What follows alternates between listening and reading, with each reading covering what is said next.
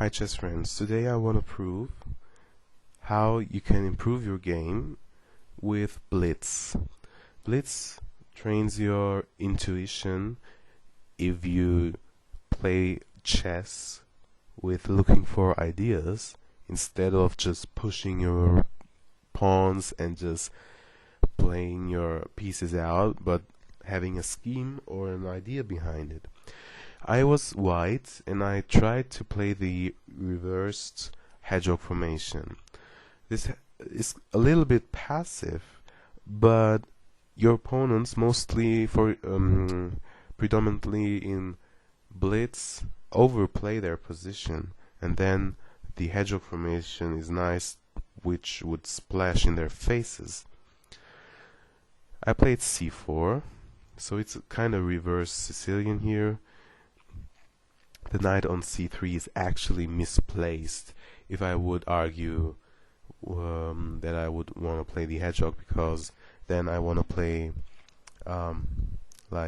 something like this, and now the knight should have been on d2, the pawn would have been on d3 already, and then a3, queen out, and the knight on b2 would guard the b3 square, which is a little bit soft. Then I can push b3 and I can develop, but since I have misplaced my knight in this scheme, I just exchanged it off and attacked the c7 pawn with a move I want to play anyway, queen c2, c5 to defend the pawn and grab space.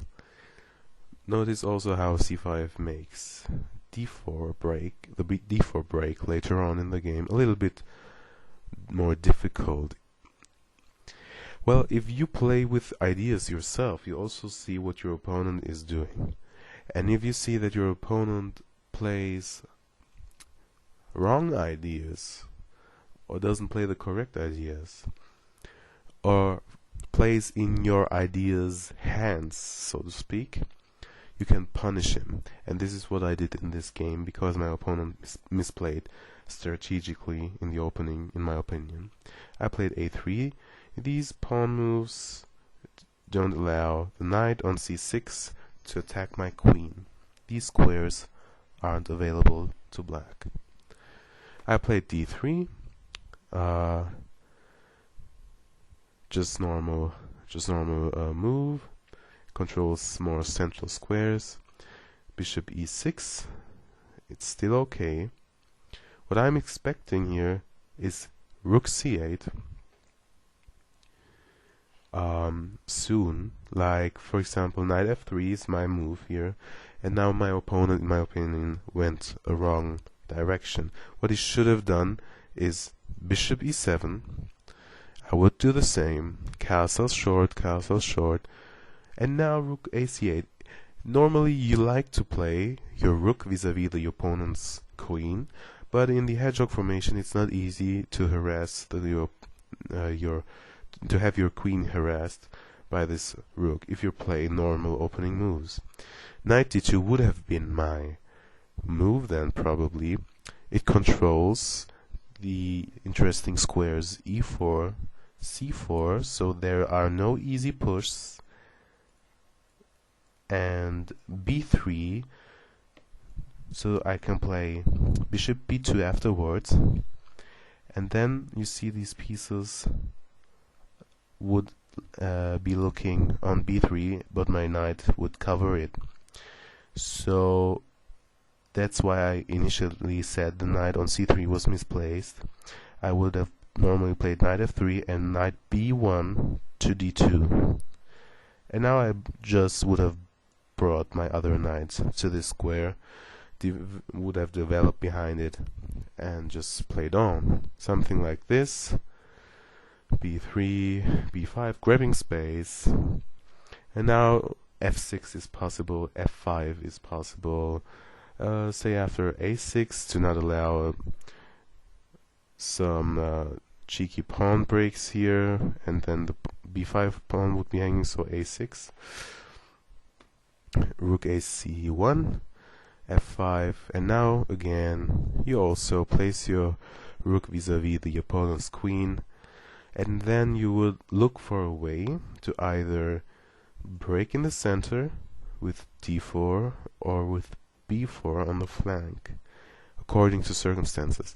If these breaks aren't possible, you just leave your pieces, you just maneuver behind the pawn wall, and you wait for your opponent to overplay their position, and this is what many players in Blitz do.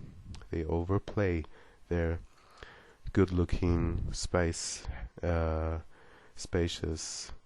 position. After my move knight f3, my opponent played what I consider a mistake, more so in Blitz. Castles long. After this move, the queen on c2 makes full sense because it's vis-a-vis the opponent's king, and now I wouldn't play bishop b2 because what am I attacking here? Not a lot. Bishop d2 is more effective, but I first played bishop e2 to give me the option of castling when if need be, and f6 was played. This is a little bit slow. I mean, it prepares g5, but how about bishop e7 and bishop d2 and maybe even g5, and this could be a pawn sacrifice here. But the bishop now is developed, the rooks are connected, and white could win a pawn in a position like this, but I think it's dangerous because now you just open up your opponent's files, which they can use to attack your king soon. So this would have been the way to play something like bishop e7 in this position. My opponent played f6. This is slow. The bishop is behind this pawn chain, and yeah, I played bishop d2 because normally in the hedgehog I want it here on this long diagonal when the king has castled short, but now I want to play b4 soon, and then the bishop supports because there's the bishop looking at it too, and the knight, so I need support for b4. I wouldn't even necessarily need support because in this position you can also sacrifice pawns, but okay, I want to also develop and open my rook lines here. Bishop excuse me, bishop f7, and now b4 is just a very sensible move, ripping a black's king position apart as much as it is allowed. King b1 makes sense, getting out of the half opened or almost opened c-file. Now I played rook b1. Of course, this pawn can never pass. I would just take and have a massive pawn storm. Now the pawn was taken, and I recaptured with the pawn, and I want to push the pawn. Bishop g6, and now you see that f6, well, maybe designed for this slow maneuver, but I mean, it just gives additional pressure to this pawn, but I think the attack here is more important, and there is no counterattack on the king's side. I played b5, and this is already now an advantageous position for white. Knight e7 was played, and now I just played by my ideas. For example, the computer suggests e4, and after queen d7 something like bishop e3. Makes a lot of sense, but I didn't want to commit my central pawns yet. Anytime my opponent misplays with a move like e4, I can just open it up, and then I have even more pieces looking at the king's side, at the king's position. So I just play by ideas, and by doing so, I pushed b6 with the idea that even if my opponent would grab this pawn or so, I could just grab on a7 with check. Afterwards, I could be threatening checkmate. Let's see a variation. Objectively, this continuation is okay for black. I would have taken with check. This is not the game continuation. Then, of course, taking with the king is very dangerous. Queen a4 would be very strong here. King a8 would be correct, using the white pawn as a shield. And then you can take, and now queen b2 is already a mate threat, the first mate threat in the game. After this, you should be looking out for ideas like e4, so castling is difficult here. And if it's getting difficult, you can always try even to exchange queens and castle afterwards.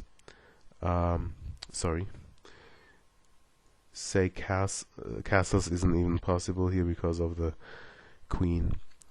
So now it's kinda balanced. The king cannot castle, but black's king is also in danger. But look at the king's side for black; it's not really developed. But this is just a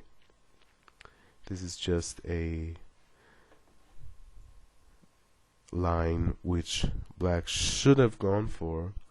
Instead, a6 was played because black saw my idea and thought it would have been too dangerous. Now I had a very strong initiative. Queen c7 check, and rook c1. Now I'm threatening checkmate. Sorry, I'm not threatening checkmate, but I'm not allowing rook c8 with the move rook c1. If I wouldn't play rook c1, e4 would have been another move, gaining a tempo on the queen. But if I would have just, I don't know, played this, then of course rook c1, rook c8 is possible. So I played rook c1 here.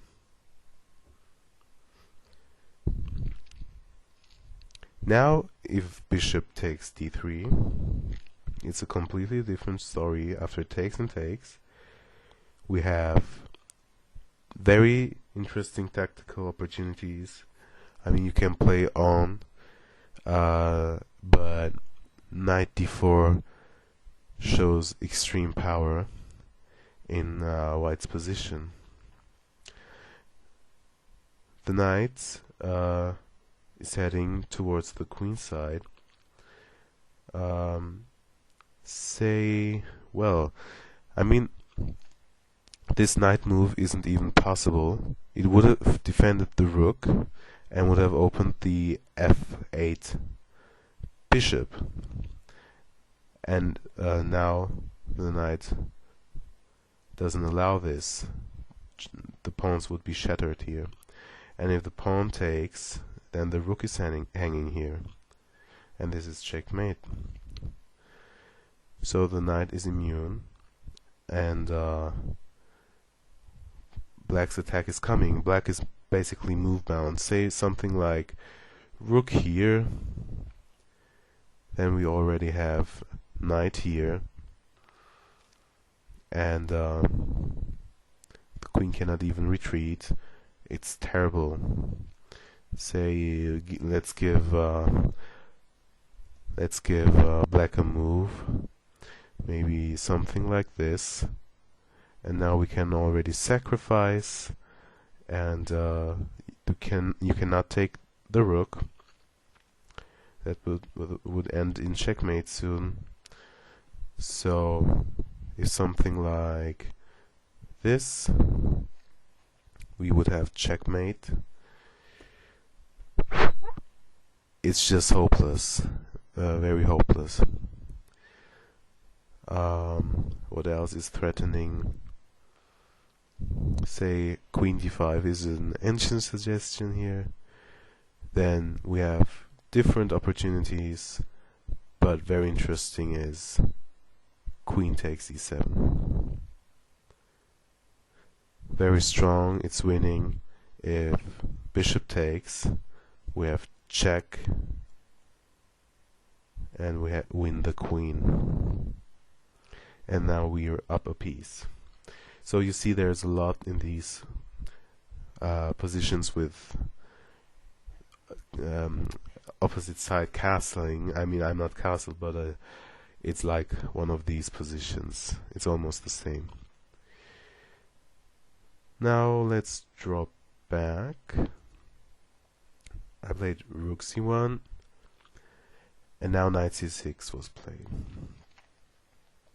What I did now is forcing winning continuation. It's easy to see the move e4, blocking the bishop, attacking the queen, and maybe even opening lines.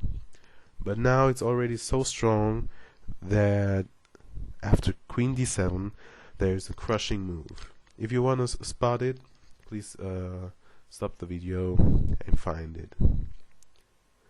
And the best move in this position, and this is the game continuation, is rook takes c6. Clearly, if the queen takes queen, then we just exchange, and if queen takes rook, then we have checkmate here. And on bishop d6, I mean, we're already up a piece. We can just trade and then drop back, and we're up a piece. My opponent in blitz, of course, you make more severe mistakes. He just took the rook, and now it's a very interesting checkmate coming with double check and mate. And this is my blitz game of the day. And again, if you play blitz, you stick to your ideas, you choose your opening, you should know the ideas of the opening, and if your opponent plays in your hands, just punish him. Play and prepare your attacking. Don't prepare with 10 moves, prepare with 1, 2 or 3 moves max, and then open up the game to your favor. And I mean, I didn't even play 100% accurate, but from this point on, it's way easier for me than for my opponent, and I just sticked to ideas, and even if they are sometimes inaccurate, your opponent doesn't have to find the best or only moves, and you can still play on because you know what you're looking for. You're looking for the idea of killing the opponent's king and getting castled yourself. a6 was played, and then with this check, and here I controlled the c file.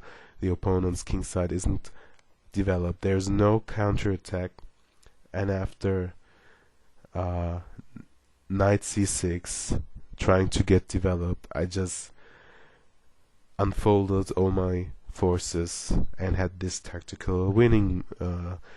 So if you think there's 3 things in chess: learning learning lines, ideas, and tactics, I disagree. In my opinion, the lines evolve all of the lines evolve from ideas.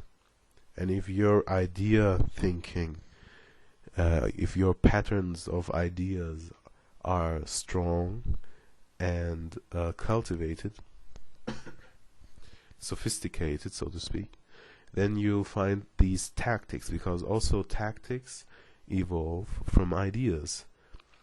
Ideas make you think flexibly and independently in every position, and this makes a strong player. I don't know any main lines of the Grunfeld. I don't know any main lines of the accelerated dragon. I play positionally, and I can play very strong in tactical manners if I'm allowed to. And your opponents are not grandmasters; they allow you tactical opportunities. So strengthen your ideas, work them out in blitz games, and you'll be better in serious games because of it. I hope you got something out of it. Let's just look at this beautiful checkmate again. Double checkmate with 2 queens. Both can't be captured because of the double check. It's just beautiful. Thanks a lot. Bye bye.